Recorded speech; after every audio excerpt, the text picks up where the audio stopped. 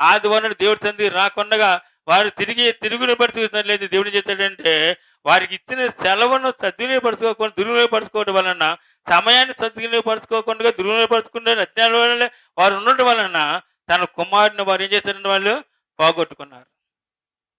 గమనించిన దేవుని పిల్లలు, ఎందుకంటే ఈ మాట చెప్తున్నానంటే చాలా మంది కూడా ఈ రీతిగానే శ్రమలు కావాలని కొని తెచ్చుకున్న చాలా మంది ఉంటారు.